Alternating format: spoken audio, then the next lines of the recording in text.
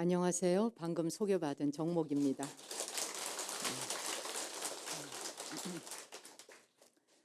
여기 무상사 법당에서의 그 법문은 워낙이 매주마다 전국 각처의 큰 스님들을 모시고 법문을 들으시기 때문에 이 공간에 와서 법문을 들으시는 무상사 신도님들께서는 이 귀에 대한 공덕은 아마 대한민국 제1류가 아니겠는가, 제가 그렇게 생각을 합니다. 그래서 워낙이 우리 회장 스님께서 이 무상사에 오시는 신도님들에게 이제 한국 불교에 뭔가 좀 새로운 시대를 열어가야 되지 않나 하는 생각 때문에 이제 정말 매주마다 이 법당에서 이런 큰 스님들을 모시고 신도님들에게 그 익은 공덕이라도 열려서 수행이 되도록 해드리고자 하는 그런 원을 가지신 걸로 알거든요. 제가 개인적으로 굉장히 존경하는 스님이고 아주 저는 까마득한 후학이고 후배입니다마는 오래전서부터 늘 여기 우리 회장 스님 뵐 때마다 마음으로 늘 존경하고 해왔던 분이시거든요. 근데 제가 이곳에 와서 법문을 좀 해주면 좋겠다 이렇게 말씀하셔서 사실 워낙 큰 스님들 심지어 종정 스님까지 다녀가신 곳이잖아요. 그러니까 여러분은 왜 세상에 너무 모든 게 좋으면 좋은 건지를 모릅니다. 무상사 신도님들에게 있어서는 이 특별한 기회가 일반 다른 사찰에서는 누려보지 못하는 것인데 그 누려보지 못하는 것을 이만큼 누리고 있는 것에 대해서 그만큼 아실란지라는 생각을 했는데 여러분 스스로 생각할 때 어떠세요? 알고 계세요? 네, 우리 회장 스님을 위해서 박수 한번 보내야 되겠네요. 옛날에 그랬대잖아요. 지옥 세계를 구경을 가고 천상 세계를 구경을 갔는데 법문을 많이 들은 사람은 귀만 와서 극락에 와 있더래잖아요. 귀만 똑 떨어져 가지고. 예, 그리고 또 말만 잘하는 사람은 혓바닥만 와서 떡 있더래요. 네. 그러니 또 몸으로 봉사한 사람은 몸뚱이만 와 있고, 그렇잖아요? 몸으로 봉사하면 몸뚱이만 와 있고 귀로 듣기만 하다 보면 듣기만 하고 실천을 하지 않으면 전체 한 덩어리가 함께 움직여가지 않을 거 아니겠어요. 그러니 그냥 귀만 가고 혓바닥만 가고 이랬다는 우스갯소리이지만 그 우스갯소리 속에는 또 아주 큰 메시지가 담겨 있어요. 올해 이제 2018년 새해를 맞이해서 무술년이라 그러죠. 예, 무술년 이제 음력 정월 초하루부터 시작해서 오다 보니 입춘도 지났고 이제 뭐 우수경칩까지 다 지나면서 지나다 보면 이제 봄비도 왔잖아요. 봄비가 오고 이러면서 벌써 기운이 달라졌죠. 땅의 기운이 달라졌고 산에 또 나무들의 기운도 달라졌습니다. 이게 아무리 추웠고 혹독한 겨울이라 해도 이게 기운이 달라지는 것처럼 사람도 때가 되면 기운이 또 바뀌어야 합니다. 겨울에 움츠리고 있었던 곳으로부터 기지개를 펴고 나오는 것처럼 마음 또한 그만큼 기지개를 펴고 더 또 날개를 펼쳐야 하는 것이죠. 그래 새해가 되면서 복은 많이 받으셨나요? 네, 얼마나 받으셨는지 손으로 한번 표시 좀 해보세요. 어느 덩어리? 그만큼.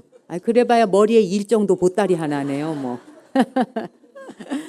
복 많이 짓고 복 많이 받으시고. 왜 우리는 인간으로서 사바세계에 와서 한 생을 살면서 그렇게 복 받는 게 중요하고 복을 누리는 게 그렇게 중요할까?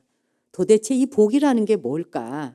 늘 복 하는데 왜 그리고 불자들이 부처님의 가르침을 배우고 실천하기 위해서 사찰을 찾고 절에 오지만 부처님의 말씀과 크게 상관이 없는 이 복에 그렇게 목숨을 매달까?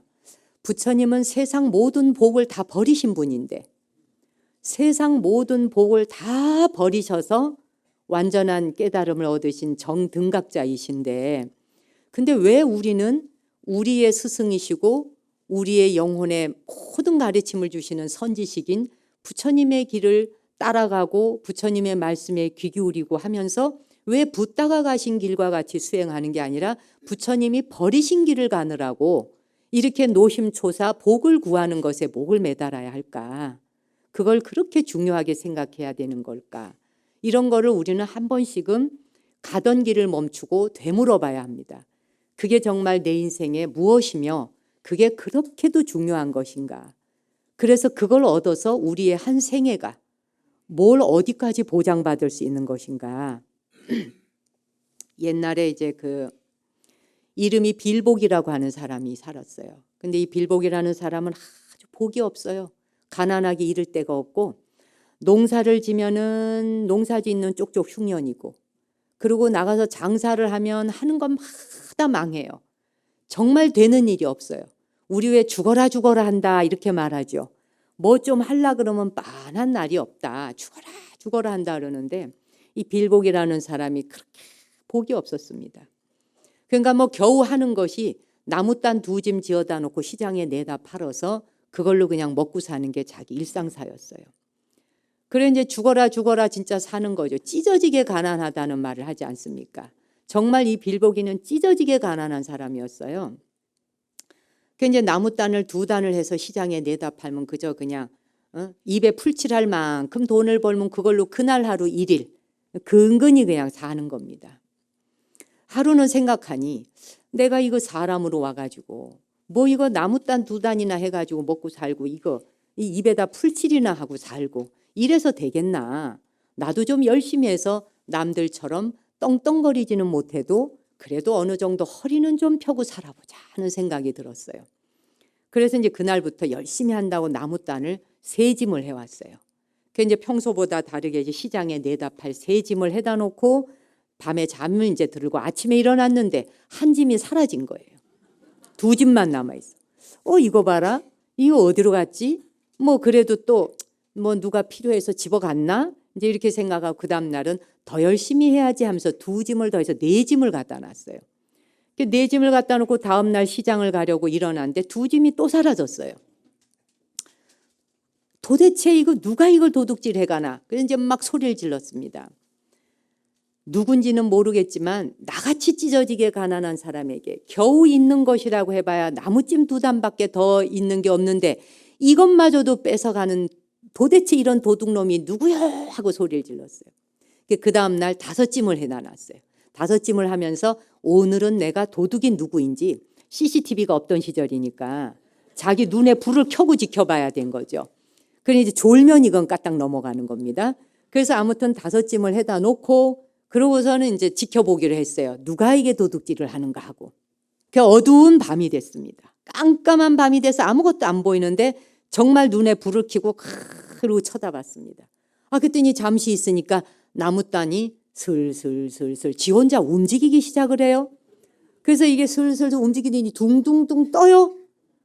그래서 그냥 빌보기가 보더니 뛰어나가서 내 나무찜을 누가 가져가는 거요 하고 덤비면서 확 달려갔어요. 달려가서 나무찜 한 덩어리 한 보탱이를 딱 안았어요. 그랬는데 그냥 그 나무찜이 둥둥둥둥 뛰어서 막 이동을 하는데 막 어디로 데려가서 내려놨는데 보니까 하늘의 마당에 뚝 떨어졌어요. 하늘 마당에 뚝 떨어져 가지고서 둘러보니까 그동안 자기가 해놓았던 나무찜이 거기 다 와 있어요. 기가 찬 거예요. 아니 하늘도 도둑질을 하나? 이제 이래가면서 둘러보고 어이가 없어 갖고 있는데 저기서 옥황상제가 나타나시네요. 그리고 옥황상제가 떡 나왔어.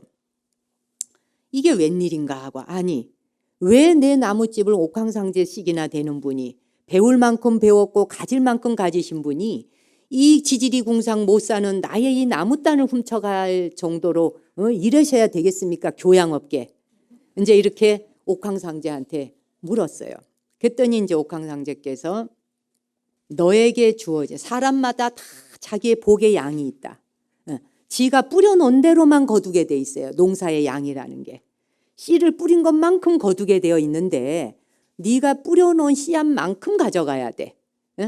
그래서 너한테 주어진 건 딱 나무단 2단이다 이거지. 나무단 2단이 네 몫인데 네 몫이 아닌 거를 자꾸 해다 놓으니까 하늘이 그건 다 회수한다. 네게 아닌 것은 다 회수하는 것이 하늘이 할 역할이다. 이렇게 얘기를 해요.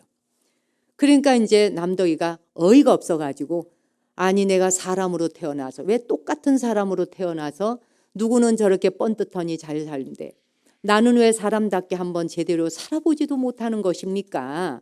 나는 이렇게 살다가 죽으란 말입니까? 라고 해요. 그랬더니 이제 옥황상제가 보안이 좀 딱하잖아요.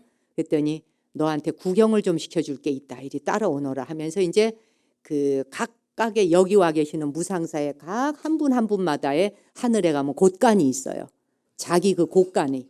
그 곳간 구경을 시켜줘서 이제 옥황상제가 투어 안내자 가이더로 나섰어요. 네. 그래가지고 이제 여기 있는 한 사람 한 사람 곳간 구경을 이제 시작을 했습니다. 그 한 문을 열어보니까 쌀이 10섬이 있고 또 한 집은 열어보니 쌀이 20섬이 있고 뭐 이렇게 이제 한 집 한 집 구경을 돌아다니다 가서 보니까 빌복이 자기 곳간이 있어요. 거기 문을 떡 열어보니 쌀은 고사치고 쌀액이 한 주먹밖에 없어요. 그래서 거기서 이제 목 놓아 울어요. 아니 어째 사람으로 같이 태어났는데 누구는 10섬 누구는 20섬 누구는 30섬인데 나는 어찌해서 이렇게 쌀아기 한 톨밖에 한 주먹밖에 없는 것입니까? 도대체 이게 뭡니까? 라고 해요. 그러면서 나도 좀 사람답게 살아보고 한때라도 좋으니 제대로 잘 먹고 좀 잘 살 수 없겠습니까? 이렇게 이제 얘기를 하니까 옥황상제가 보아하니 이게 좀 가엾어요. 그래서 그래. 그러면 방법을 한번 찾아보자꾸나 하더니 이리 따라오너라. 그러더니 이제 어느 곳간을 데리고 갔어요. 그 곳간 문을 떡 여니까 몇 천 섬이 넘는 것이 꽉 차 있어갖고 창고가 모자라. 그래갖고 이 창고 저 창고까지 다 할 정도로 곳간이 꽉 찬 사람 거기를 구경을 시켜주는 거예요. 이 곳간은 남덕이라는 사람의 곳간이다. 그런데 네가 한때라도 잘 먹고 잘 살아보기를 소원을 하니 내가 이 남덕이의 재산을 너한테 임시로 빌려주마. 이걸 가지고 잠시 내려가서 한번 잘 살아보아라. 그런데 단 한 가지. 남덕이가 세상에 태어나는 순간 그의 재산은 남덕이에게 다 돌려주어야 된다. 이랬어요. 아이고 뭐 여부가 있겠습니까? 하루만 잘 먹고 잘 살아도 내 생전에 소원이 없겠는데 남덕이가 태어날 때까지 사는 날이 100일이라도 좋고 뭐 언제라도 좋습니다. 언제든지 태어나면 돌려주겠습니다. 약속을 했습니다. 그 약속을 하고 이제 다시 땅으로 내려왔어요. 그날서부터 시작해서 남덕이의 재산을 빌린 이 빌보기가 뭐만 하면 쌀을 한 섬을 해서 내다 팔면 10섬이 되고 또 이게 10섬을 하면은 막 20섬, 30섬 막 늘어나요. 10배씩 뻥튀기가 되는 거예요. 그래서 어느 순간에 부자가 돼서 기와집도 이제 하나 사고 논밭도 얻게 되고 잘 살게 됐어요. 그게 몇 년이 지났습니다. 아직 남덕이가 태어났다는 소식은 없고. 그래 이제 막 잘 먹고 잘 살았어요. 그런데 어느 날 몇 년이 지나니까 불안해지기 시작을 해. 야 이거 혹시 남덕이가 태어나면 이거 내가 가진 거 다 수포로 돌아가는데 다 돌려줘야 되면은 이거 뭔가. 그러다 보니 기와집도 별 볼 일 없어지고 따뜻한 옷도 별 볼 일 없어지고 잘 먹고 잘 사는 것도 그만 맛이 없는 거예요. 이게 언젠가 돌려줘야 된다면 이 허망한 거를 내가 붙들고 살아야 되나 이런 생각이 들었어요. 막 불안함이 오는 거예요. 남의 재산 가지고 잘 살아보려다 보니까 불안감이 와요. 요즘에 우리가 사는 세상에는 남의 재산 다 훔치고도 하나도 안 불안해. 그 훔침을 당한 사람이 불안해.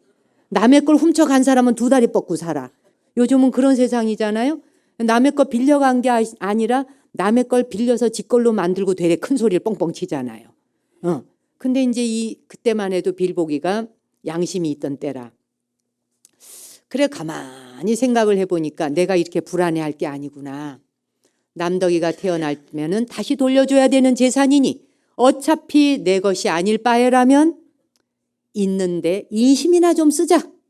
남한테 베풀면서 살자. 좋은 일에 쓰자. 이제 이래서 어려운 사람, 가난한 사람, 불쌍한 사람을 보면 다 도와줬어요. 그냥 밥이 없는 사람은 밥을 주고 집이 없는 사람은 살 수 있는 공간을 빌려주기도 하고 아픈 사람이 있으면 약도 지어주고 이러면서 이제 내가 이 세상 와서 임시로 빌려 쓰는 건데 이 나누고나 살자 하면서 막 베풀었습니다. 그 베풀다 보니 이제 마음이 편안해졌어요. 이제는 남덕이가 태어난다 그래도 뭐 크게 관계가 없겠어요. 그렇죠? 왜? 어차피 내 거 아닌데 남의 거 갖고 인심 써보니 기분이 좋은 거예요. 너무 행복한 거예요. 네. 자, 그러고 있는데 어느 날 한겨울이 됐어요. 갑자기 대문 밖에서 누가 똑똑 두드려요. 사람 좀 살려달라고. 그래갖고 이제 문을 열어보니까 부부가 이제 거지 부부가 갑자기 오들오들 떨면서 문 밖에 서가지고 그 부인은 보니까 애기 엄마는 만삭이 되었어요. 아이를. 곧 애를 낳아야 되는 만삭이 된데 막 추워서 밥도 못 먹고 오들오들 떨면서 하룻밤만 묵어갈 수 있게 해줄 수 없냐고 이제 빌보기한테 물어요. 부탁을 하니까 어서 들어오시라고, 어서 오시라면서 사랑방을 내주면서 밥도 차려주고 이불도 내주고 불도 뜨뜻하게 떼주고, 어차피 내 재산 아니니까. 뭐 내 거 아닌데 남의 거 가지고 인심 펑펑 쓰는데 뭐 얼마나 좋아. 그래가지고 이제 막 해줬어요. 그래서 그날 밥도 잘 먹고 따뜻한 방에서 아주 하룻밤을 잘 묵었는데 그 다음날 아침에 이제 아기를 낳았어요. 아이가 똑똑거피 같은 아들이 태어났네요. 너무 좋은 거예요. 세상에 우리가 빌보기님 덕분에 이렇게 따뜻한 방에서 애도 낳고 너무 정말 우리는 감사한 일이다. 이제 이래서 둘이서 이제 의논하면서 남편이 그래요. 여보, 우리가 이렇게 남의 복을 빌려서 이렇게 아이도 낳고 이렇게 됐으니 우리 아이 이름을 남덕이라고 지읍시다. 그래가지고 이제 아이 바깥에서 들으니까 기가 떡 차네. 미역국을 지금 한 사발 끓여갖고 들어가려던 차에 대문 앞에서, 아니 문 밖에서 들으니 우리 아이의 이름을 남덕이라 지읍시다. 남의 덕으로 우리 아이가 태어나지. 남덕이가 누구예요? 그냥 얼굴이 하얘지면서 정신이 까마득해지고 머리가 하얘지는 거예요. 이제 올 게 왔구나. 어떻게 해야 되나. 내가 가진 이 모든 걸 다 이제 이 아이한테 줘야 되는 때가 왔구나. 남덕이가 태어난 거야. 이제 다 줘야 되는구나 생각하니까 이 말 안 하고 그냥 내가 먹고 떨어질까. 이 부부를 애하고 같이 내쫓을까. 그리고 나는 그냥 입 딱 다물고 옥황상제한테 가는 것도 죽어야 가는 것이니 사는 동안까지 그냥 이게 내 재산이오 하고 그냥 떵떵거리고 살아볼까. 이걸 그냥 며칠을 고민을 해요. 그래가지고 이제 맨날 며칠 고민을 하다가 마음을 돌이켜. 요 지점이에요. 우리 인간만사에 살아가면서 사람은 저마다 갈등을 겪는 시점이 와요. 이거 내가 더 먹을까? 요거 내가 더 가질까? 이거 그냥 속일까? 숨길까? 하는 순간에 골로 가는 사람이 있고 그 순간에 정신 차려서 인간다움으로 돌아오는 사람이 있는 거예요. 우리는 사람 사는 세상에 왔지만 우리는 사람이 아닙니다. 사람 되어가는 중이에요. 사람 되어가는 중이지 사람의 탈을 썼다 그래서 사람은 아닌 겁니다. 그리고 나이 든다 그래서 존경받아야 되느냐? 그렇지 않습니다. 나이가 어리다 그래갖고 아무것도 모르느냐? 그렇지 않습니다. 10대 미만의 아이라도 훌륭하고 출중한 생각을 가진 지혜존자가 있고 나이를 70, 80, 90살을 먹었어도 3살 먹은 어린아이만도 못한 생각을 가지고 있는 사람들이 천지에 깔렸습니다. 사람 됨됨이는 나이로 측량하지 않는다. 사람 되어 간다는 건 요런 기로에 놓인 찰나가 왔을 때에 어떤 마음을 먹고 어떤 선택을 하고 어떤 결정을 하느냐에 따라 중생도 되고 보살도 되고 부처도 되는 것이거든요. 근데 이제 이 빌보기가 이 중생의 마음으로 번뇌망상에 며칠 들끓었습니다. 내가 그냥 혼자 먹고 떨어지고 저것들 다 내쫓을까? 왜 그런 갈등이 안 오겠어요? 갑자기 부와 명예와 권력을 한순간에 다 놓아야 되는데 그걸 놓는다는 게 어디 쉽겠어요? 그런데 안입이 설신의가 똑바로 서 있지 않으면 눈, 귀, 코, 혀, 몸뚱이와 뜻이 바르지 않을 때 갈짓자루 가게 돼서 그냥 거기에 눈이 그냥 확 거기 번뇌 망진에 휘끌려가다 보면은 어풍이 불어오면서 업의 바람이 그냥 이 사람을 휘어잡아서 끝간데 없는 번뇌망상의 길로 끌고 돌아간다 이거예요. 그래서 이제 번뇌망상의 길로 끌고 가는데 한 3일을 고민을 했어요. 3일간 인간일 건지 아닐 건지, 요 가질 건지 말 건지. 그러다가 스스로 딱 선택을 해요. 아니다. 원래 이것은 내 것이 아니었고 언젠간 돌려주어야 하는 것이었고 옥황상제하고 약속을 했고 남덕이가 태어나는 순간 주기로 했던 것이다. 내가 주기로 했던 것이면 돌려줘야지 맞는 것이다. 그래, 이젠 내가 이 집을 떠날 때가 되었구나. 본래의 나의 빌보기로 돌아가야 한다. 이제 이런 생각을 마음을 먹었어요. 이런 생각을 가지고 있는 인간 종자가 몇 명 몇 프로나 되는지 이 지구촌 안에. 우리는 이 지구촌 안에 인생을 여행 왔지만 우리는 여행 온 나그네이거든요.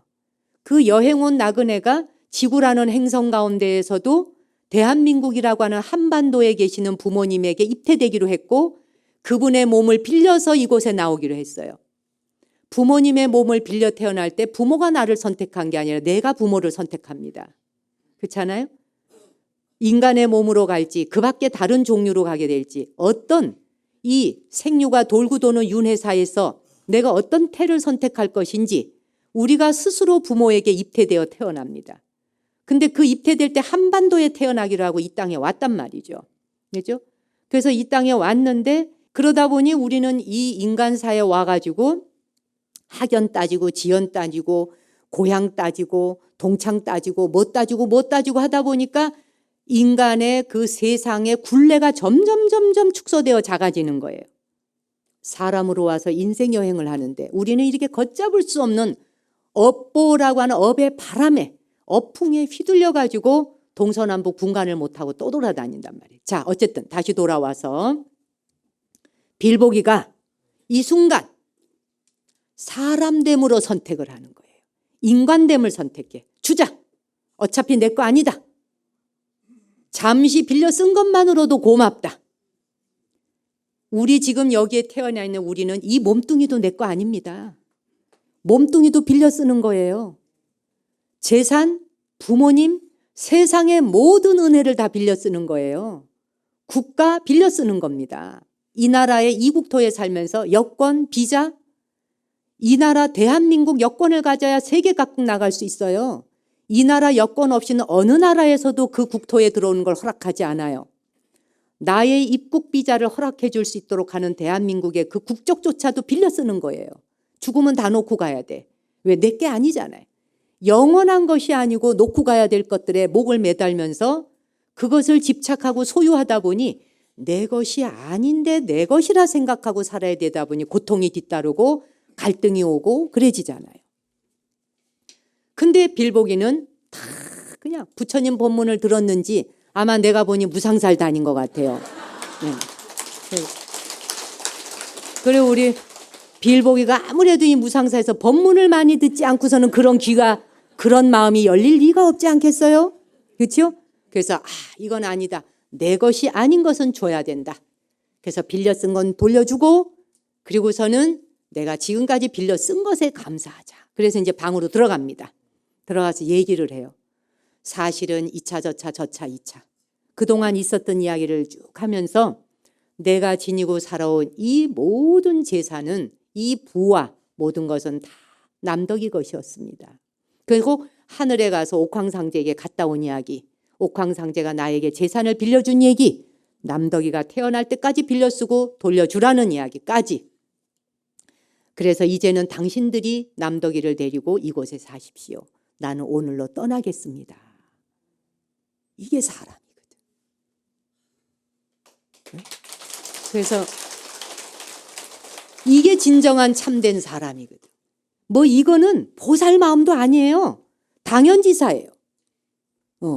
이 마음은 보살 마음이라고도 할 것도 없어요. 근데 보살 마음과 부처 마음은 어떠하겠어요? 그렇잖아요? 사람 마음이 이러할진데. 그래서 이제 어쨌건 다 돌려주고 그대들의 것인데 내가 그동안 잘 빌려 썼노라라고 이야기를 하면서 잘 살고 애기 잘 키우라. 남덕이를 잘 키우라 이랬어요. 자, 그런데 그 다음이 이제 사건이에요. 이 거지 두 부부가. 자, 그러면 여기에서 당장 눈이 확 뒤집어지는 순간, 그죠? 이게 내 재산이었어? 오늘 당장 나가거라. 입고 있는 옷도 다 내놔라. 이런 사람 천지예요. 그런데 이 남덕이 부부가, 이 거지 부부가 말이에요. 거기서 은혜를 잊지 않아. 그래서 이 빌보기의 손을 붙들고 빌보기님 무슨 그런 말씀을 하십니까? 응?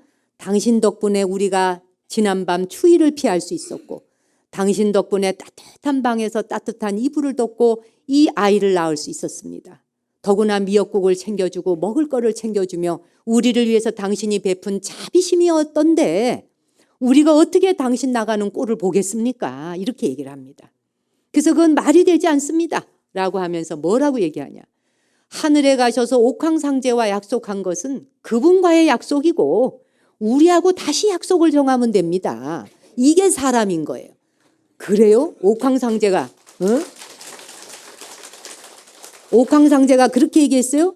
그러면 다 내놓으세요. 그리고 지금까지 먹고 쓰고 한 거 이자 부처 다 내놓고 나가세요.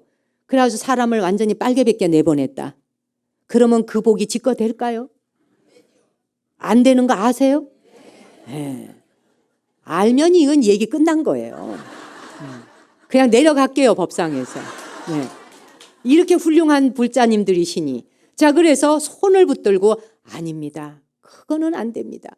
그러면서 옥황상제와의 약속도 지켜야 되겠고, 그리고는 남덕이하고의 삶도 잘 살아가야겠고, 이 방법을 찾을 좋은 길이 있습니다라고 제안을 해요. 남편이, 이 남덕이 아버지가 제가 좋은 길을 택하겠습니다라고 하면서 우리 남덕이의 양아버지가 되어 주십시오. 우리 남덕이를 수양아들을 삼아 주십시오. 이렇게 제안을 해요. 그래가지고 아들을 삼았어요. 아들을 삼고 이제 수양아버지가 됐습니다. 한 집안에 같이 사는 거예요. 친아버지와 수양아버지. 그러니 남덕이는 무럭무럭 자랐습니다. 같이 그렇게 이제 행복하게 잘 사는 그런 일이 있게 됐어요. 이걸 보면 우리가 이 세상의 모든 삶이라는 건 다 남에게 빌려쓰기 때문에 우리 자신이 빌복입니다. 빌려쓰기의 빌복이에요. 복을 빌렸습니다. 몸뚱이부터도 빌려쓰고 그렇잖아요. 오늘날에 우리가 먹고 자고 쓰고 이 모든 집 한 칸도 다 빌려쓰는 겁니다. 영원한 안락이 없고 영원한 내 것이 없고 만남이 있으면 헤어짐이 있는 게 지당한 것이고 헤어짐은 꼭 만남을 만드는 것이어서 이 무상의 원리를 제대로 알게 될 때 땡기고 밀고 주고받고 하는 관계에 대해서 여유가 있어지지 않겠습니까? 유연할 수 있고. 근데 우리는 내 손아귀에 들어오는 순간 이건 내 거요 하고 그걸 붙들고 부둥켜 안아서 그걸 내어놓지 않으려고 하니 죽음의 순간에 이르러서도 고통을 받는 거예요.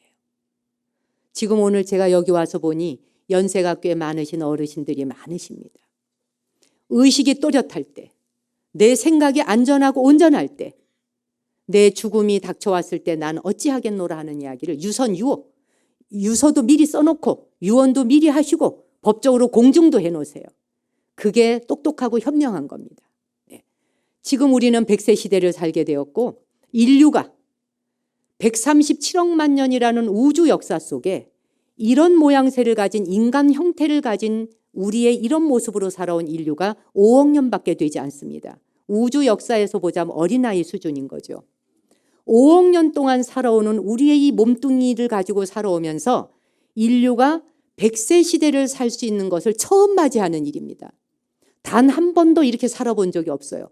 80을 너끈히 넘기면서 산다. 이게 처음으로 최초로 겪는 일입니다.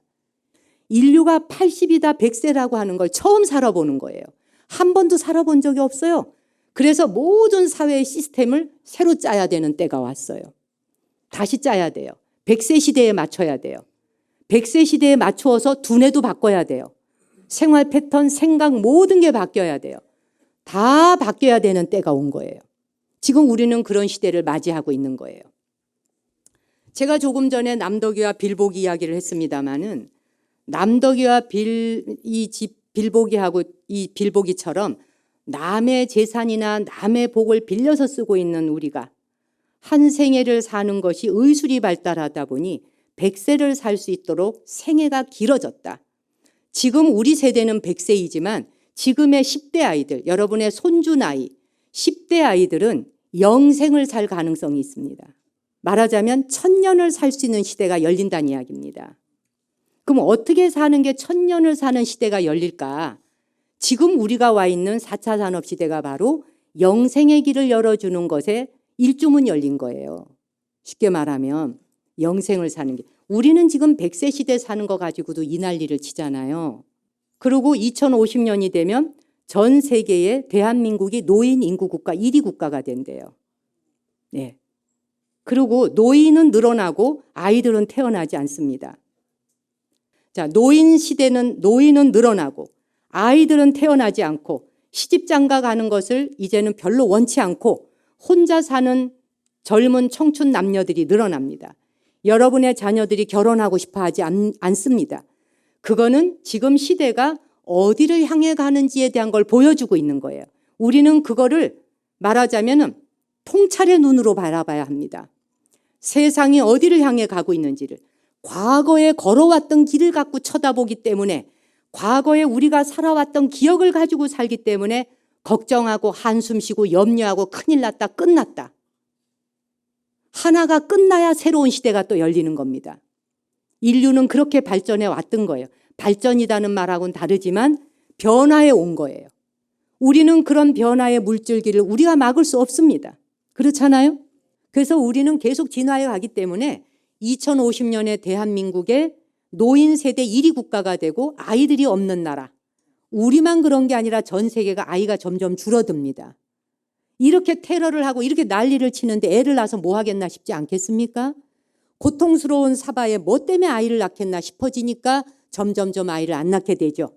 자, 이렇게 아이를 낳지 않고 결혼을 하지 않고 노인은 늘어나고 이렇게 가는 것이 이제 인류가 이 시대와 우리의 삶이 완전히 바뀌는 세상에 온다는 것을 알려주는 거예요.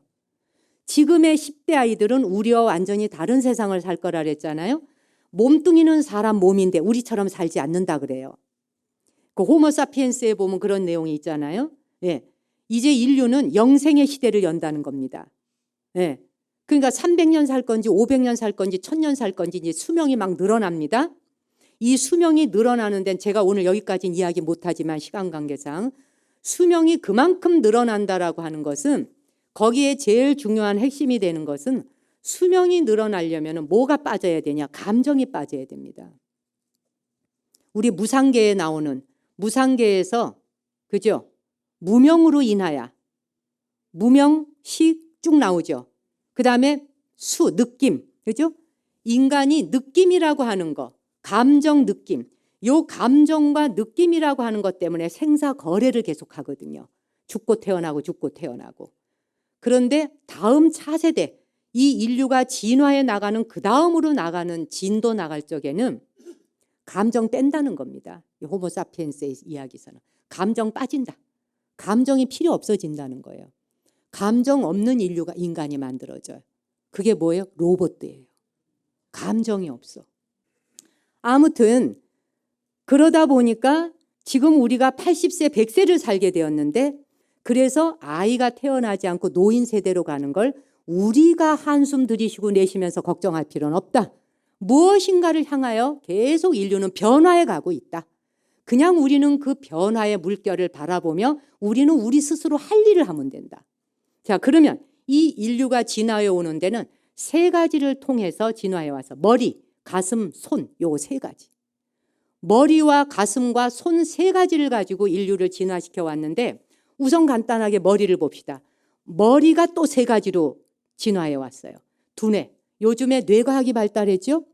이제는 우리가 상상하는 것 이상으로 뇌과학이 발달해서 깨달음이 뇌 안에서 어디서 일어나는지까지 다 발견해 놨잖아요. 뇌는 세 단계로 발달해 왔습니다. 첫째는 파충류 뇌에서부터 시작합니다. 우리 모두에게 파충류 뇌가 있어요. 요 뒤에 뇌간서부터 해서 파충류 뇌로 시작할 때는 파충류 뇌가 하는 일은 뭐냐? 본능입니다. 먹는 거, 종족 보존하는 거. 생식 기능과 먹는 거 요 두 가지만 하면 돼요. 그러니까 뇌가 클 이유가 없죠. 그 다음 뇌가 뭐예요? 파충류 뇌에서 좀 더 진화된 게 포유류 뇌예요.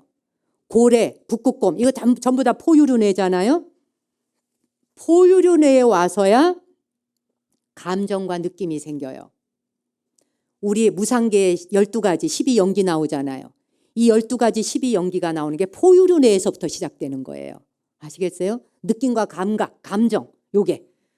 느낌과 감각과 감정이 생기면서부터 사람은 뭐가 시작되냐? 자기 뇌 안에서 자기 세계를 만들어. 오해가 생기고 사랑이 생기고 줬다 뺏었다 하고 삐지고 속상하고 남의 말 지식대로 해석하고 이렇게 하고 잘못된 인간관계가 계속 형성되는 게 감정과 느낌으로 인해서 생겨난 게 이게 포유류 뇌예요. 지금까지 인류는 이 포유류 뇌 때문에 친족 간에도 원수가 되었고 부모 자식 사이에도 원수가 되었고 서로 돌이킬 수 없는 관계로 헤어지게 되는 이런 친소 원근이 생기면서 원수가 되어지는 관계, 천천지 원수가 생겨난 게 포유류 뇌에서 오는 겁니다. 지금 인류는 뭐냐? 전두엽뇌입니다. 앞쪽뇌. 전두엽이 발달한 시대예요. 사람에게 전두엽이 발달한 이 전두엽이 탄생한 지가 얼마 안 돼요. 뇌의 역사에. 말하자면 지금 뇌과학이 이토록 발달하게 된 것은 바로 전두엽에 대한 연구입니다. 이게 지금 우리의 화두이자 과제이고 숙제예요. 전두엽은 이타심의 뇌예요. 타인의 삶을 다른 사람도 나와 같이 깨달음을 완성할 수 있도록 그가 그의 삶을 행복을 완성시킬 수 있도록 하는 데 써먹는 뇌가 전두엽이에요. 지금 이 전두엽이 발달했고 전두엽이 최상승으로 발달하기 위해서 만들어내고 있는 게 바로 AI, 알파고. 인류가 진화해 가면서 갖은 모든 것들을 지금 발달시켜가고 있잖아요. 그래서 구글이 실리콘밸리에 연구하고 있는 브레인들이 모여서 머리 좋은 사람들이 모여서 80억 인구가 먹고도 남아 돌아갈 만큼의 돈을 들여서 왜 그런 과학적 업적을 남기며 연구를 하려고 드느냐. 지금 이런 감정 가지고 있는 인간 데리고 그 다음 차원으로 넘어가기 어렵다는 거예요. 우리 자신이 우리를 평가할 때 이렇게 생각하시면 돼요. 남한테 못된 짓 하고 빼앗으려고 들 때 내가 파충류뇌를 쓰고 있구나. 아시겠어요? 그 다음에 감정이 벌컥 일어나고 서운하고 섭섭하고 마음이 풀리질 않아. 내가 포유류뇌를 쓰고 있구나. 아시겠어요? 그 다음에 거기서 이해심이 커져. 이해심이 커지고 보살심으로 가면서 정말 역지사지. 저 사람에게도 그만한 이유가 있었겠지라고 하면서 이해심도 갈 뿐만 아니라 남이 성공적으로 살아낼 수 있도록 도움을 주는 보살의 마음이 일어나. 그럴 때 내가 전두엽을 쓰는구나. 지금 전두엽 인간들이 많아져야 돼요. 지금 이 시대는 전두엽 인간 만드는 세상에 와 있어요. 노인도 마찬가지예요. 내가 늙어서 이런 대접 받으려고 지금 내가 젊을 때 그렇게 살아왔나? 이거는 전부 노인 되어 가는데 어른으로서 할 생각이 아니에요. 이거 전부 수정하고 교정하셔야 돼요. 노인이 되어 간다는 것은 뭘 말하느냐? 나이를 먹어간다 하는 것은 나이 먹어가는 건 아무 데서나 되고 폼 잡으려고 나이 먹는 거 아니더라고요. 그죠? 이놈이 어디서 어른한테 이 말 쏙 들어갔죠? 요즘에 이놈이 어디서 어른한테 이 소리 하면 다 맞아 죽어요. 지하철이건 버스건 길이건. 모든 생명 가진 자는 위아래가 있는 게 아니라 상하관계에 의해서 어른이 애들을 윽박지르는 것이 아니라 공정한 사회, 평정해야 한다. 똑같아야 한다. 모든 생명은 존엄해야 된다. 어떻게 하다 보니 당신이 나보다 먼저 태어나서 나이를 더 먹었을 뿐이라는 거예요. 그것은 권력도 권위도 아니라는 거예요. 이걸 우린 깨달아야 돼요. 그러니 네가 어떻게 어른한테 그런 짓을 할 수 있어? 이런 소리 하면 요즘에 어른 대접 못 받아요. 공정해야 돼요. 모든 게임은 공정하자는 거예요. 요즘 아이들은요. 그냥 인간 대 인간으로 돌아가 사람 대 사람으로 돌아가자는 거예요. 그래서 상하관계에서 내려다보는 게 아니라 불교에서 무시무종 이론을 그리잖아. 기독교는 수직관계라면 신이 있고 밑에 피조물이 있다면 불교는 시간도 무시무종이요. 모든 존재가 무시무종. 원이 어디서 시작해서 어디서 끝나는지 몰라요. 그대가 나보다 먼저 태어났다 하지만 한 생만 거꾸로 뒤집어 보면 당신이 나보다 늦게 태어났던 거예요. 그렇잖아요? 불교의 시대관과 불교의 세계관과 불교의 우주관은 무시무종으로 놓고 볼 때 누가 어른이고 누가 애가 아니에요. 자식도 나의 한때의 아버지였고 어머니였고 스승이었어요. 존중하라는 거예요. 존중하고 귀담아 듣고 그리고 존중하면서 그 사람과 함께 성장해 가야 된다는 거예요. 이게 전두엽 인간이 하는 거예요. 이타의 뇌. 얼마 전에 제가 인터넷으로 봤는데 재미있는 이야기가 무궁무진 많지만 하나만 이야기하고 이야기 마무리하겠습니다.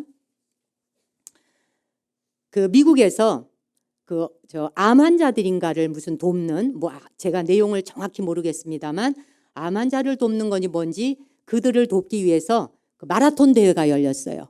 그래서 그 마라톤 대회가 열렸는데 그 마라톤 대회에 그 신경정신과 여자 의사 선생님이 그 마라톤 대회에서 막 이제 달려오는데 1등으로 오고 있었어요.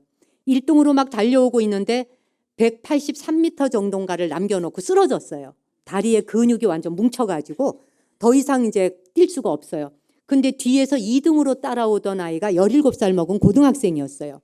그 고등학생 아이가 따라오더니 그 쓰러진 그 신경정신과 의사를 일으켜 세워요. 일으켜 세워서 같이 달려. 몇 걸음 가다 또 쓰러져. 또 일으켜 세워. 이 의사를 끌고 일으켜 세워가 같이 달려와요. 같이 달려와서 골인 지점에 이 의사를 등을 밀어줘요. 1등을 시켜줘요. 네.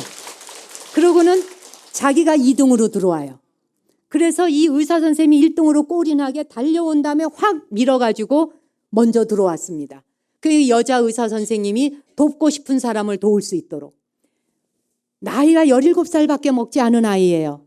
고등학생이에요. 그런데 나보다 저 사람 등을 떠밀어서 그 사람이 성공하도록, 그 사람이 하고 싶은 일을 완성하도록 밀어주는 게 보살 마음이에요. 이게 보살의 마음이에요. 그렇죠?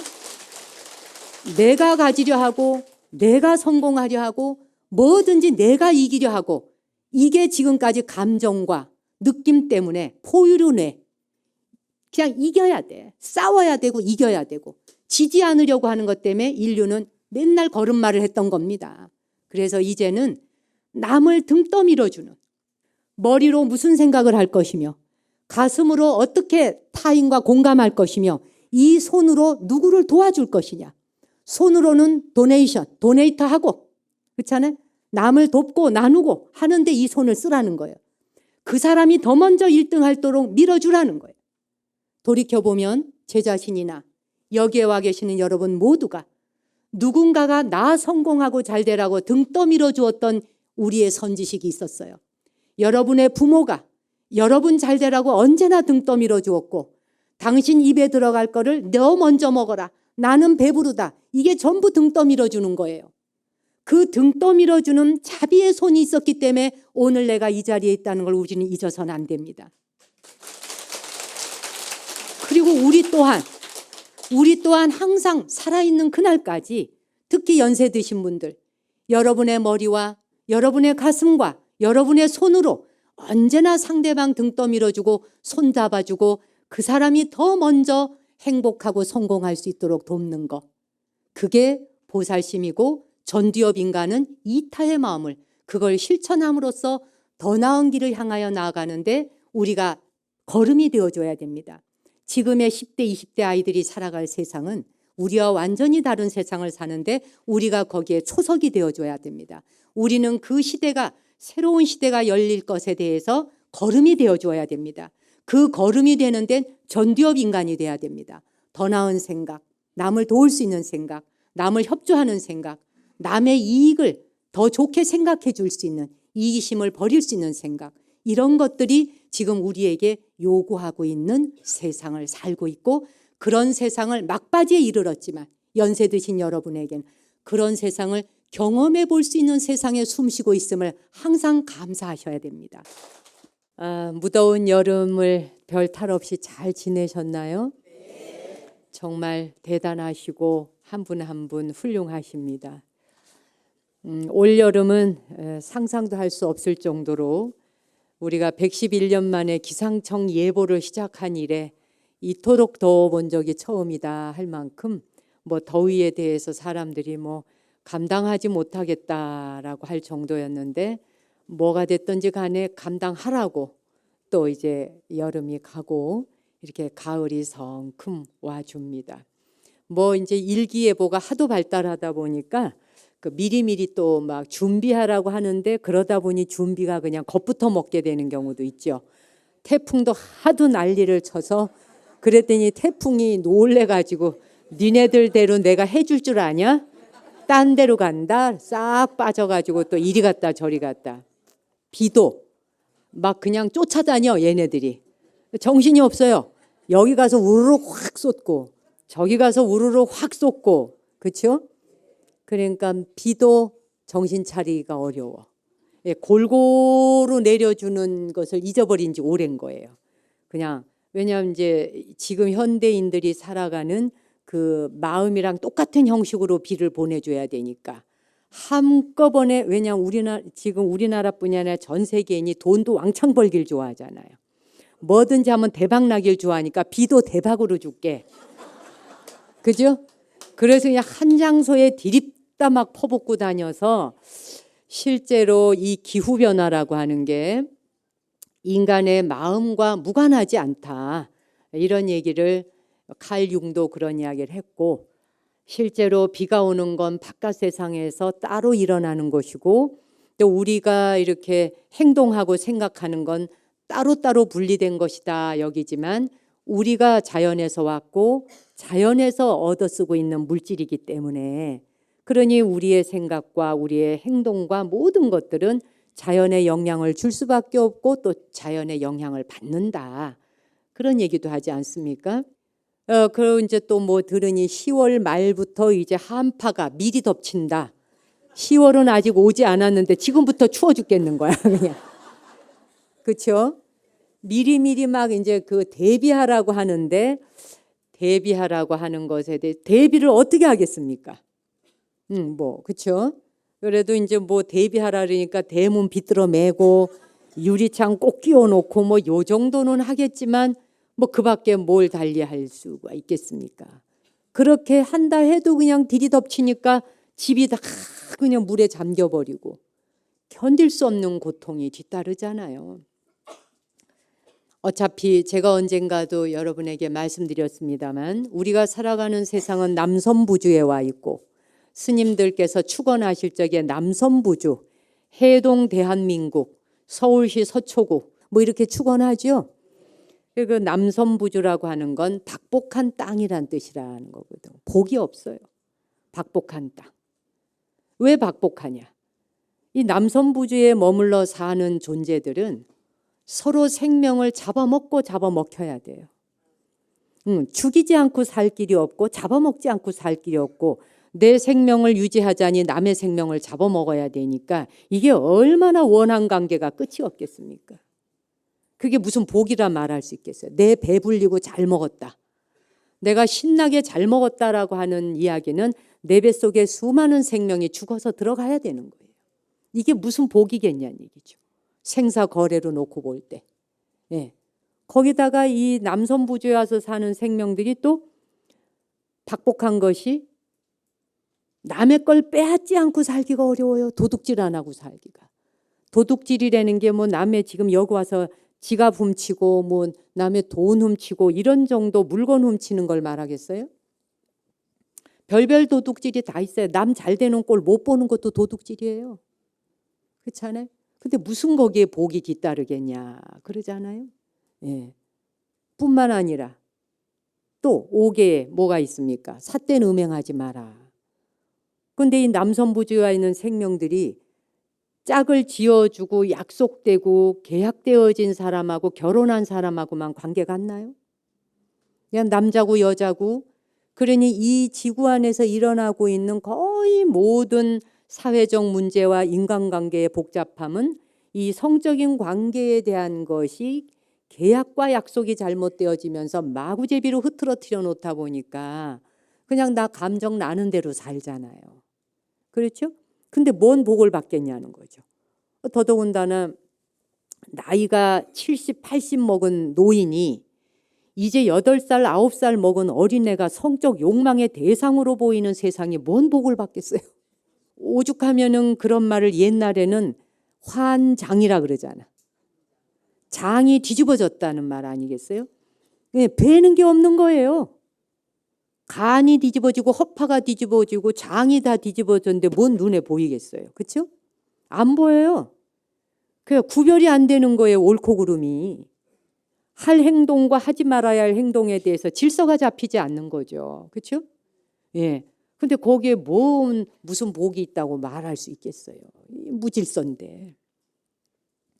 그리고 또 이제 그다음 이제 이 사바에 와서 살다 보면은 남선부주에 있는 생명들은 또 거짓말 안 하고 살기가 어려워. 이게 부모 자식 사이에도 거짓말을 할수록 잘 살아.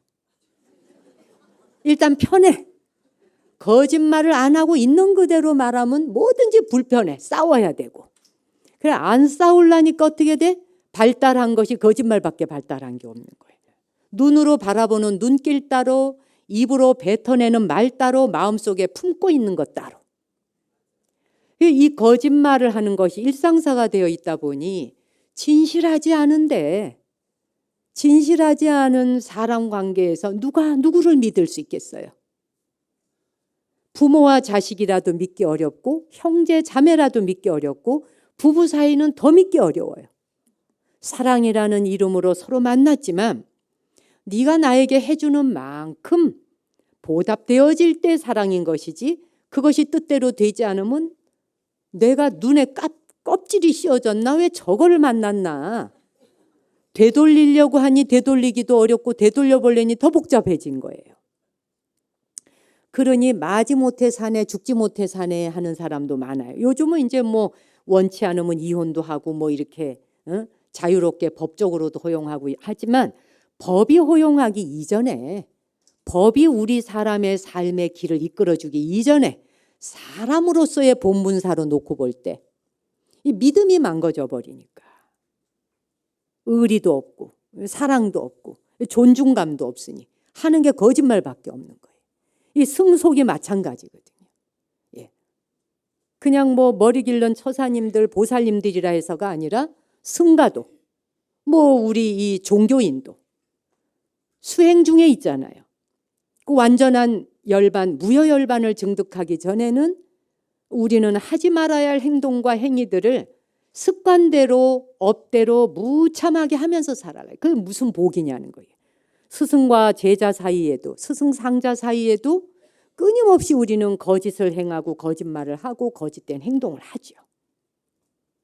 거기에 우리가 무슨 의리가 있고 존중이 있고 진리를 향하는 배려심이 있고 진리를 향한 절대적인 그야말로 경배심이 있다고 말할 수 있을까? 그렇죠? 그리고 이제 마지막이 뭐예요? 5번째가 정신을 혼미하게 하는 술과 마약 가까이 하지 마라라고 했는데, 술과 마약을 빼면은 이 세상을 마치 살 이유가 없는 것처럼. 그리고 이제 요즘은 또 여성들이 너만 술 마실 줄 아냐? 나도 먹기로 작정하면 너를 능가해. 내가 술을 해독해내는 능력이 어느 정도인지 보여줄게. 이래서 이제 여성들이 또 막 마시기 시작을 하면은 박스로 마신대, 박스로. 그러니 신이 이 세상에 내려준 음식 가운데 가장 아름다운 음식이라고 어떤 사람이 술꾼이 말합디다마는, 신이 내려준 음식 중에 최고의 음식을 부어라 마셔라 뭐 나발을 불어라 이러고 아무려면 좋겠냐 이거예요. 세상의 모든 건 적당함이 있지 않겠느냐. 알맞음을 넘어서는 건 전부 박복한 거예요. 그렇잖아요? 이게 이제 박복한 세상의 남선부주라. 그 남선부주 안에 사바세계에 또 살고 있어요. 그 사바세계는 법정 스님께서도 말씀하신 적이 있죠. 죽지 않을 만큼 고통이 뒤따르는 땅이 사바세계다. 죽으라고 고통이 오진 않아. 죽을만 하면 살려내. 이게 지옥인 거지. 그냥 똥물에 확 쳐넣었다가 아이고 벌컥벌컥 하면 확 머리 끄집어내고, 그래 한 번 또 숨 들이키면 다시 집어넣고, 이런 식의 고통이 연발 다가온다. 그렇죠? 남선부주 안에 박복한 땅 위에 죽지 않을 만큼의 고통이 뒤따르는 땅인 사바세계에 발붙이고 있는 우리들에게 바깥 기후가 우리에게 주어지게 될 험난한 것은 예나 지금이나 그때라고 해서 기후가 꼭 좋았을 리가 없다. 그렇잖아요? 모래바람이 막 불어오면 그 황량한 인근에 사는 사람들이 어찌 먹을 것을 유지하며 생계를 유지하고 살 수 있겠어요? 오히려 지금은 그때에 비교하자면 태풍 아니라 지진 아니라 뭐가 온다 그래도 옛날 사람들의 삶으로 거슬러 올라가서 보자면 지금은 뭐 집이라고 하는 것도 태풍 불어와 무너진다 해도 이제 태풍이 불어와서 집이 무너지니까 어떻게 돼? 어떻게 보면 태풍이 불어왔을 적에 무너지지 않을 수 있을까에 대한 연구를 하면서 빔 설치 하나를 하거나 건축 자재 하나를 만들 때에도 그거를 강도를 이겨내는, 뭐 태풍이 허리케인이 오더라도 외래 그냥 태풍이 도망가게 만들 수 있는 것을 어떻게 하면 만들까 해서 더 진화하죠. 그 자연현상에서 일어나 자연현상으로 돌아가야 하는 일에는 인간이 상상하는 방식으로 돌아가 주지는 않는다는 겁니다. 아무튼 그렇게 그러나 우리가 박복한 땅에 산다고는 말하지만 그러면은 박복한 땅에서 아무것도 할 일이 없냐? 손 놓고 그냥 이렇게 당하고 살아야만 되느냐가 아니라는 거죠. 그러니까 이제 이 박복한 땅에서는 할 수 있는 일이라고 하는 게 역대의 부처님들께서는 7불 부처님이 다 남선부조 사바세계를 선택해 오셨거든요. 그러니까 이 땅은 뭐냐면 박복한 땅인가 동시에 기회의 땅이에요. 여기에서 마음 똑바로 잡으면은 여기서 그냥 확 뛰어넘을 수 있는 경계를 뛰어넘을 수 있는 장대 높이뛰기 선수가 여기서 나올 수 있는 거예요. 이 경계를 넘어설 수 있는. 그게 이 박복한 땅 위에 동시에 깨달음에 엄청난 복을 주는 것까지 동시에 준 거예요. 이거냐 저거냐. 여기서 이제 정진을 해야 된다는 얘기죠. 제가 이제 얼마 전에 강의를 한번 들은 적이 있는데 그 강의에 그런 얘기를 하셔요, 박사님께서. 생명, 우리 이게 하나 다 생명 아닙니까? 이 생명은 분자로 이루어져 있죠. 분자죠. 생각은 뭐라고 제가 한번 말씀드린 적이 있는데 생각은 칼슘이다. 그죠? 예. 생명은 분자이고 생각은 칼슘이다. 우리 몸도 보세요. 모든 몸뚱이는 다 카본이라고 하는 걸로 이루어져 있어요. 카본. 화학 기호에서 주기율표에 이 주기율표에서 그 탄소라고 하는 것이 근데 우리가 스트레스 받는다 그러죠. 스트레스도 분자예요. 분자. 단백질 먹죠. 단백질을 뭐 섭취해라. 단백질 섭취를 하기 위해서 뭐 닭가슴살을 먹어라. 뭐 막 이런 말씀들 하시대 보면 그렇죠? 그 단백질이라고 하는 것도 분자예요. 그렇죠? 그런데 칼슘은 이온이에요. 이온. 음이온이란 말 들어보셨죠? 어디 뭐 가시면 음이온 뭐 여기 이 방에 들어가죠. 음이온. 아 좋다 막 이러시죠. 스트레스도 분자, 단백질도 분자. 그런데 칼슘은 이온이다. 그러니까 칼슘은 또 뭐라고요? 생각. 예, 생명은 분자. 예, 따라오셔야 돼요. 이 말을 이렇게 배워가지고 집에 가서 써먹으란 얘기예요. 집에 가서 애들 앉혀놓고 예, 생명은 분자야. 응? 그리고 생각은 칼슘이야. 스트레스도 분자다. 단백질도 분자야. 근데 칼슘은 이온이야. 이온. 이온이라는 게 뭐냐. 세포 속에는 원래 이 세포 속에는 원자 상태인데 세포 속에는 자식 새끼를 낳을 수 있는 예, 거미도 새끼 낳고 개미도 새끼 낳고 다 새끼 낳아야죠. 새끼를 낳고 아이를 낳을 수 있는 요게 이온이 되어야지만 이온이 만나야지 가능한 일이거든. 이온이 만나지지 않는데 새끼 안 만들어지거든. 그 이온 만나지도록 하는 요게 칼슘이 한다니. 자, 그런데 별 속에는 분자가 없어요. 별 속에는 분자가 없는데 이 우주간에 삼천대천세계 삼남한상에 제일 많은 게 별이죠. 그죠? 별이 제일 많아요. 별의 세계에 우주 세계가 전체가 다 별로 이루어져 있어요. 근데 우주 전체에 거의가 다 별로 이루어져 있는데 별에는 분자가 없어요. 분자가 없다는 말은 뭘로 연결될까요? 생명이 없어요. 그죠? 생명은 분자라고 했으니까. 그죠? 분자는 생명이에요. 그렇죠? 여기까지 잘 따라오셨죠? 별 속에는 분자가 없다. 우주 전체가 가장 많은 게 별인데 말하자면 삼남한상 우주 전체 우주의 세계 우주의 법계에 펼쳐지는 그 별의 세계에는 분자는 없다. 그래서 분자는 행성에만 있다. 이 지구가 행성이죠. 네. 분자는 행성에만 있어요. 그러니까 생명은 어디에만 있어요? 행성에. 행성에 생명이 살고 있어요. 거기에 우리가 지금 와 있는 거예요. 자, 여기까지. 도대체 내가 어디서 와서 여기까지 와서 앉아 있는지, 이 법문 듣자고 여기 오셨는지, 네, 자신의 존재가 분자이고 이 우주 법계 안에 별이 가득한데 별에는 분자가 없어. 분자가 없다는 말은 사는 생명이 없다는 뜻이에요.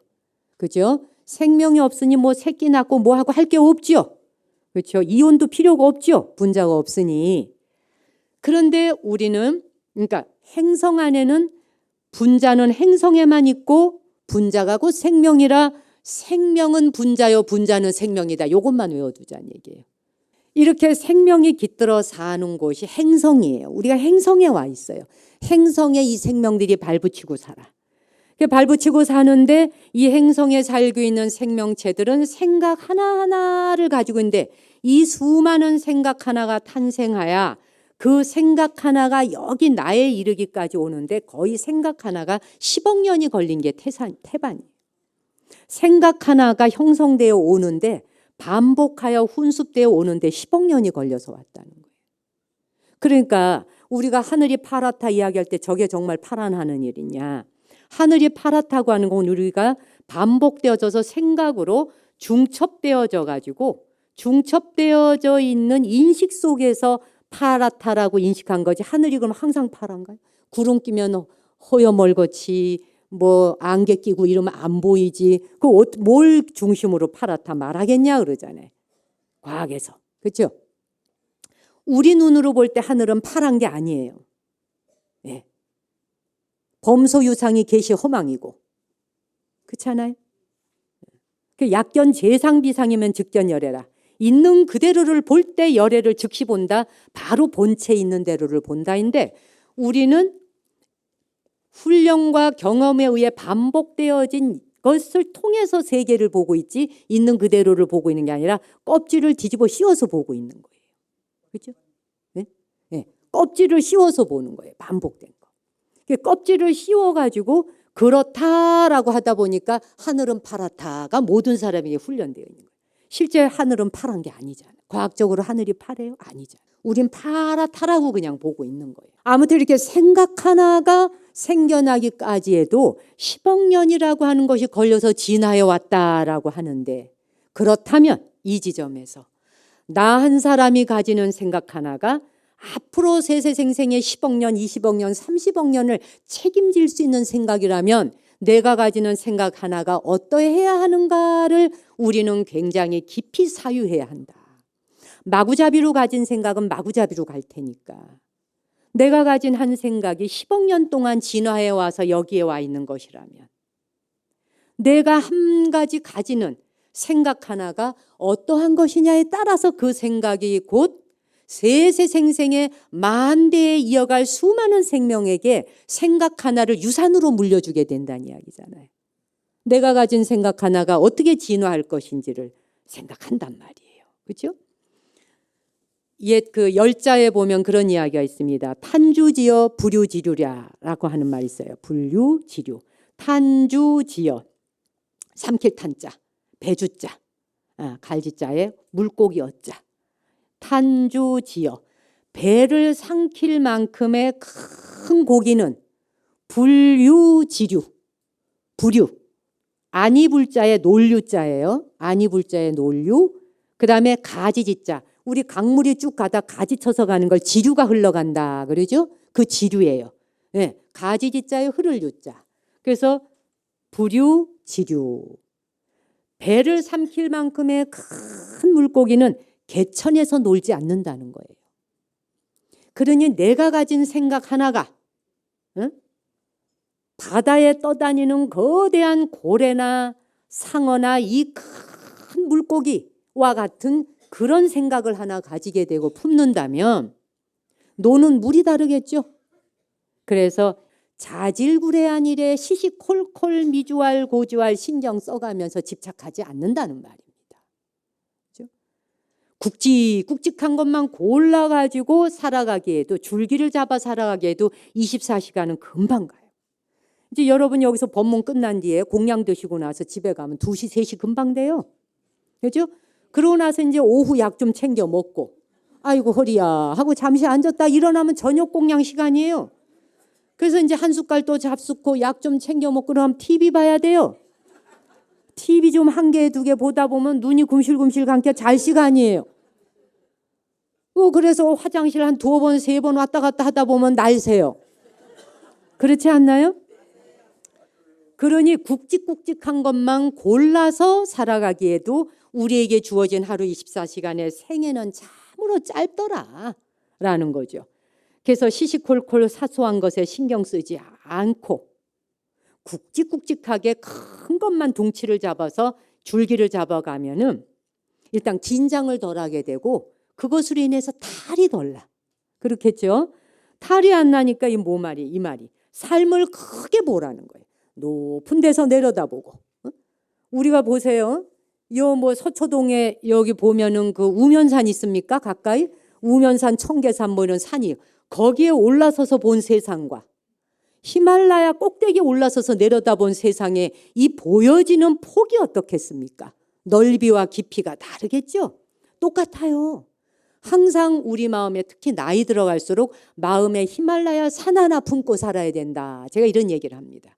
매일 그 등산하듯이 히말라야 산에 마음으로 올라야 돼. 그 꼭대기에 올라서서 세상을 주류하던 내려다보는 눈을 자꾸 가져야 돼. 그러면 별거 아닌 것에 내가 삐지지도 않고 속상하지도 않고 서운하지도 않아질 수 있잖아요. 그래서 탄주지어 불유지류라고 하는 말. 이 말은 뭐냐? 그러면 이제 사람들이 이래. 뭐 내가 가진 게 있어야 통 크게 살죠 말하는데 여기선 가진 걸 말하는 게 아니에요. 가진 걸 갖고 뭘 통 크게 살아라 이 말이 아니에요. 뱃속 편안하게 살아라는 거예요. 뱃속. 내 뱃속 편하게 사는 것이 가장 행복한 것이라는 말을 바로 이 말 속에 담고 있는 거예요. 뱃속이 편하면은 아무리 많은 재산을 가진 것보다 으뜸인데 나 재산 많이 가진 사람 치고서는 뱃속 편하단 말을 별로 못 들어봤어요. 그래가지고 이제 가지려고 애를 썼습니다. 그래서 가졌습니다. 가지고 났더니 이걸 관리해야 되니 관리인이 된 거야. 돈 관리인이 돼가지고 돈에 매여서 돈 관리인이 돼서 그때부터 이제 이게 매여가지고 주인 행세를 못하게 되대. 그렇지만은 기왕에 벌 수 있으면 많이 버셔요. 버는 데는 잘 써야 돼. 벌기만 해서는 소용없고 우리가 삼시세끼 밥 먹고 사는 건 뻔해요.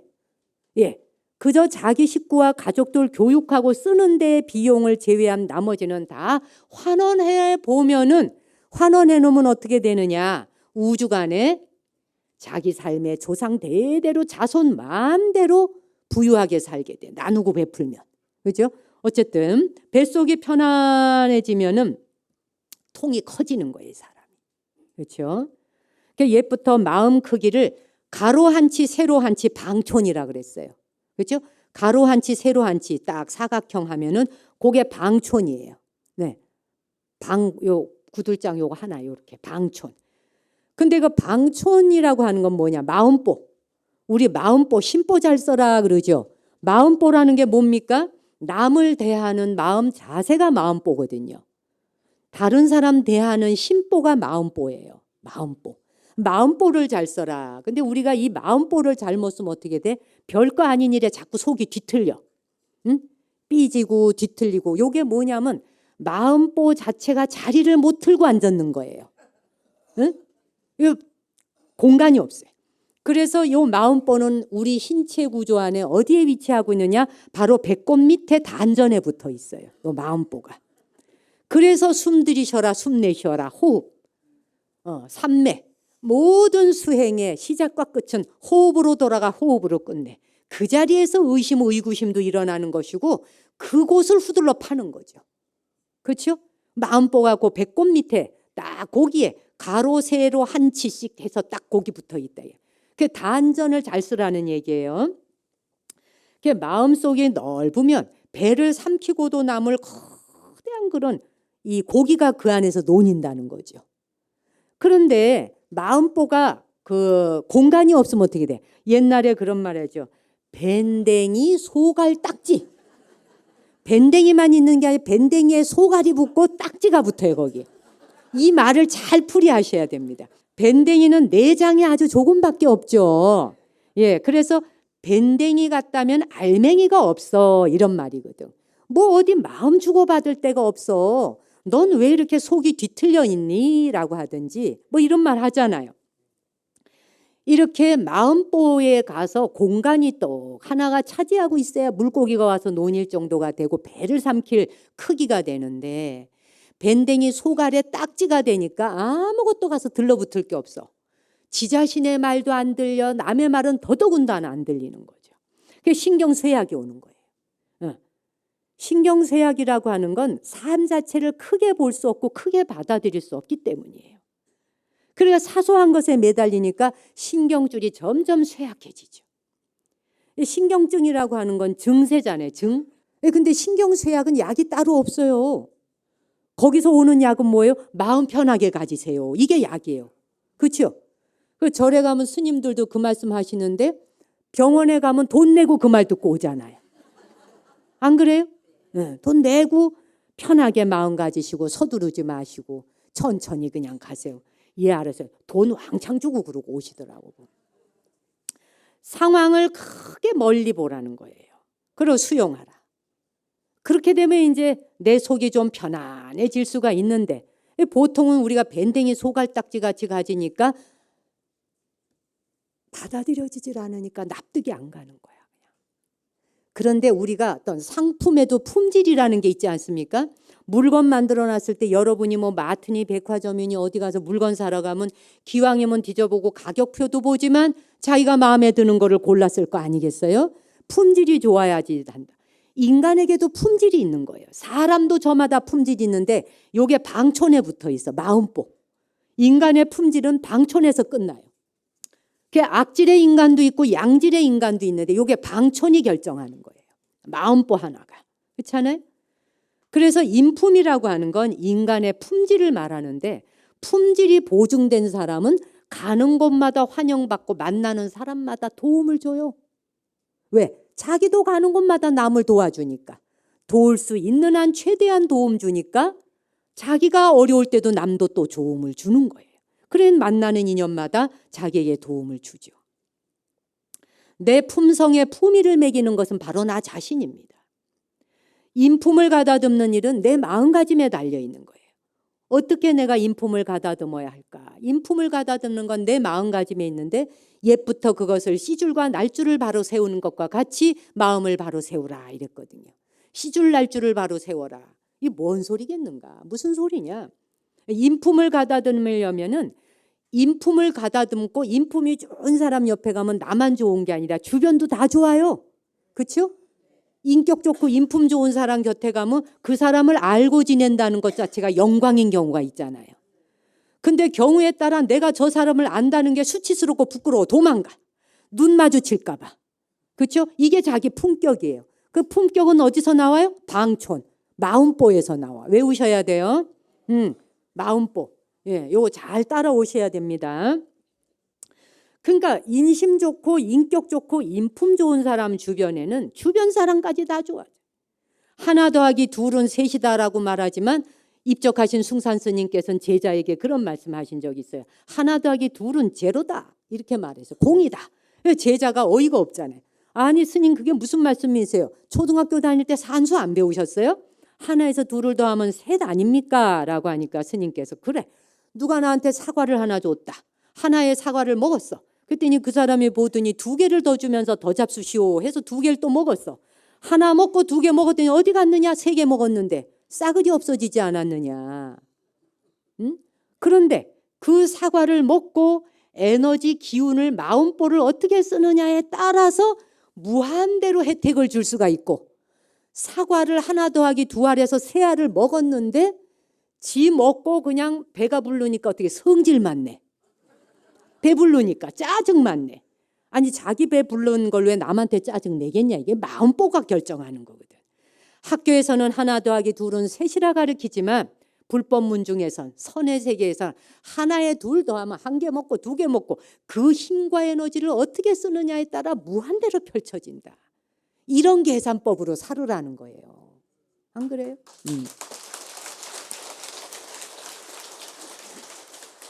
그러니 이제 우리가 보면은 씨줄과 날줄로 이제 돌아와서 씨줄과 날줄로 갖고 나를 바로 세워야지 돼. 나 자신을 바로 세워.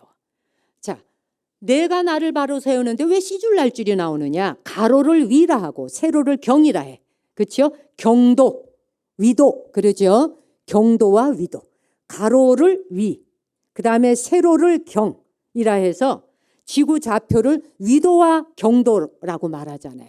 자, 그래서 우리가 반듯한 거 따져보다 뭐 어쩐다 할 때 경우가 바른 사람인데 경위가 바르단 말이에요. 경위를 따져보자. 가로 세로 아구 맞춰보자. 이 말이거든요. 가로 세로 따져보자. 이 아구가 맞나? 응? 그래서 세로줄 가로줄 맞춰서 딱 맞아 떨어지나 안 맞아 떨어지나, 네 말이 지금 경위가 바른 소리냐 안 바른 소리냐. 근데 우리는 인간이 경우가 있어야지 이러잖아요. 이 말이 경위가 있어야지 이 말이에요. 경위. 씨줄 날줄 가로 세로 아구 딱 맞아야지 이 말이에요. 동양에서는 경과 위 중에서 당연히 경을 중요시 여겨요. 경.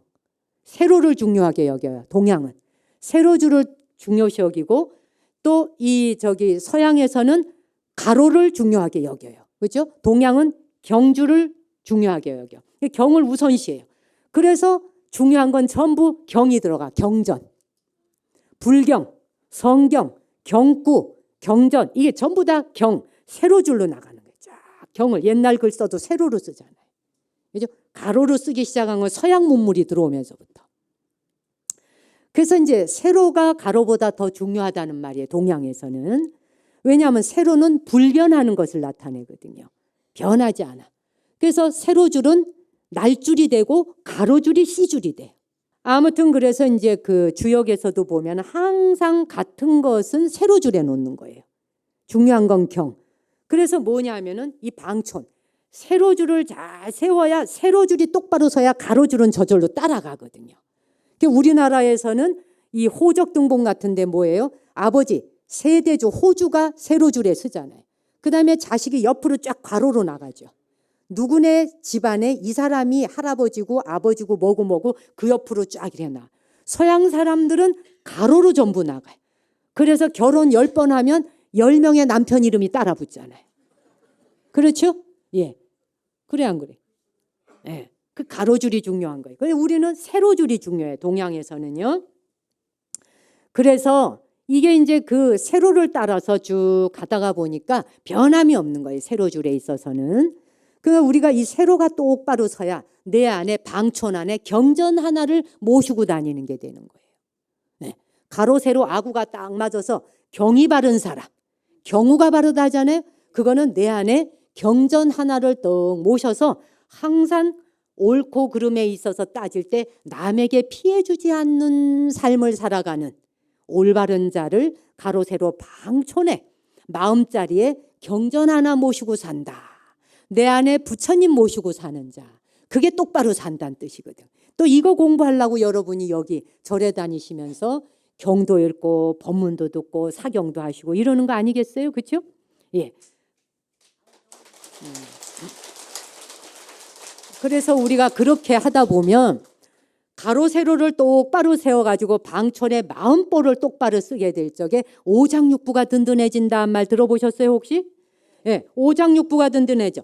오장이라고 하는 것은 여기 뭐 이제 의사 선생님들이나 한의원 그 하시는 의료계에 계시는 분도 계실지 모르지만 조선시대에서부터 내려오는 보양이라고 하는 몸을 보양시키고 기른다라고 하는 거기에 보면 오장의 기운을 북돋우는 방법으로는 총애를 받더라도 치욕을 당하더라도 놀라지 않고 받아들이면 간이 편안해진다.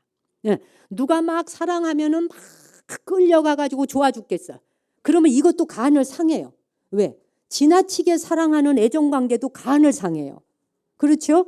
그 다음에 또 치욕을 당해. 누구에게 무시당하고 욕을 듣고 이러면 뭐 어떻게 돼? 막 분노가 일어나죠? 치욕을 당했을 때 깜짝 놀라고 막 허우적거려. 이러면 당장 간을 친단 말이죠. 오장의 기운을 북돋우는 데는 총애를 받거나 즉 누군가에게 극진한 사랑을 받거나 칭찬을 듣더라도 또 치욕을 당해도 놀라지 않아요. 그렇게 있는 그대로 그냥 무덤덤히 받아들이면 간이 평안해지고 움직임과 멈춤을 경건하게 하면 심장, 하트, 심장이 안정감을 갖게 된다. 그 다음에 음식 먹는데 절제가 뒤따르면 비장이 안전해져. 위장과 비장, 비위 상한다 이러죠. 비장과 위장이 안 좋으면 비위 뒤틀린다 그러잖아요. 꼴 못 보는 거. 음식을 절제해야 돼. 과식하지 않고. 그러면 비장의 기운이 새어나가지 않는다 그러잖아요. 그다음에 숨을 조절해. 호흡을 들숨 날숨 호흡을 조절하고 필요 없는 말하느라고 그냥 쓸데없는 욕하고 필요 없는 수다 떨고 이렇게 말수를 줄이면 폐가 저절로 온전해진다. 그렇잖아요? 그다음에 고요하게 욕심을 부리지 않아. 필요 없는 욕심을 내지 않아. 칭찬을 지나치게 듣고 싶어 하는 것도 욕심이거든. 자기가 하는 방향대로 따라왔으면 좋겠다는 것도 욕심이거든. 욕심이 뭐 돈만 가지는 게 욕심인가요? 다른 사람의 사랑을 질투하고 시기해서 내가 빼앗고 싶은 마음도 이거 전부 다 욕심이거든. 이런 욕심을 줄일 때 콩팥, 신장이 안정된다. 아시겠어요? 예. 그러니 간, 심장, 비장, 그 다음에 폐, 그리고 콩팥, 신장. 요 5가지 오장이 튼튼해지려면 심기 안정감 가져라. 즉 방촌이 안정돼야 된다. 마음보. 아시겠죠? 예. 그래서 간이 건강하지 않은 사람은 눈이 어지러워서 눈 안광이 흔들리잖아요. 안광이 없어. 눈에 빛이 없어요. 눈이 흐리멍텅해지면 내가 간에 좀 위험하구나. 스스로 자기 거울 보면 알아요. 노인이 되어서만이 아니에요. 노인이라도 기도하고 수행하면서 정신 똑바로 차리면 눈에 안광이 번쩍번쩍해요. 눈에 호랑이 빛처럼 빛이 나야 되거든. 이게 신심이거든요. 응? 부처님의 말씀하신 대로 살아가면 걱정할 게 뭐가 있겠어요? 못 살았어도 살라고 노력하다 보면 눈에 그냥 빛이 번쩍번쩍 나는 거예요. 뭐 그까짓 거 나이 먹는 게 뭐 중요하겠어요? 나이는 저절로 먹는 건데. 안 그래요? 그 다음에 폐의 기운이 없으면 어떻게 돼? 살이 마르잖아요? 빼짝 마른 사람이잖아요. 그냥 날씬한 게 아니라. 신장의 기운이 없으면은 정신 상태가 혼미해져. 지금 현대를 살아가는 사람들이 정신질환을 많이 앓는 이유가 신장, 수기가 따뜻하지 않아서라는 거예요. 배꼽 다 내놓고 다니니까. 신장은 항상 덮어주라는 거거든. 이게 물기운이거든. 물이 냉각수가 되고 차가워지면 온전한 기운이 돌아가지 않아요. 그래서 정신 이상자가 많아질 수밖에 없는 거예요. 신경정신과가 돈을 제일 많이 벌게 된 이유도 이 상황에 온 거예요. 도대체 이게 사람 사는 세상이라 말할 수 있어요? 그냥 마구제비로 사람을 죽여요.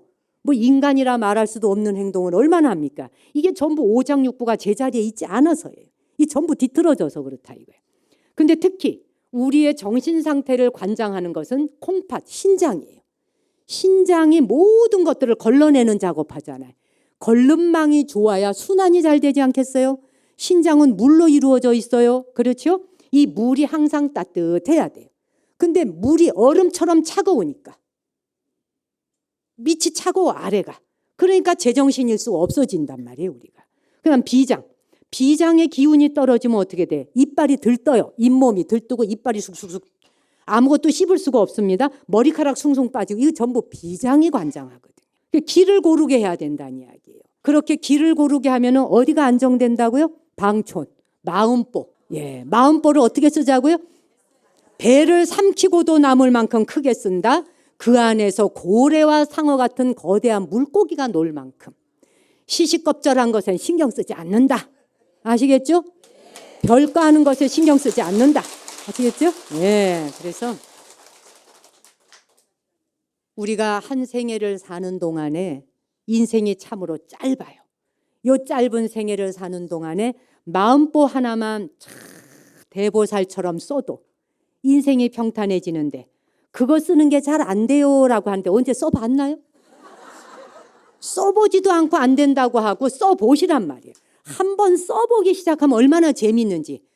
한 번 쓰기 시작하면 안 쓰기가 어려워요. 보살마하살의 마음은. 여기 오면 보살님 소리 들으시고 거사 소리 듣잖아요. 아니 거사님과 보살이라는 말 들으면서 보살과 거사처럼 행동하지 않을 것 같으면 그 이름값에 대해서 빚지는 거잖아요. 전부 빚쟁이가 되는 거예요. 마음보를 크게 쓰는 거. 제가 끝으로 참 그 이야기 하나 해드리고 이제 마무리해야 되겠네요. 거기 이제 그 해리 리버맨이라고 하는 폴란드 사람인데 102살이에요. 102살 대신 그분이 이런 얘기를 했어요.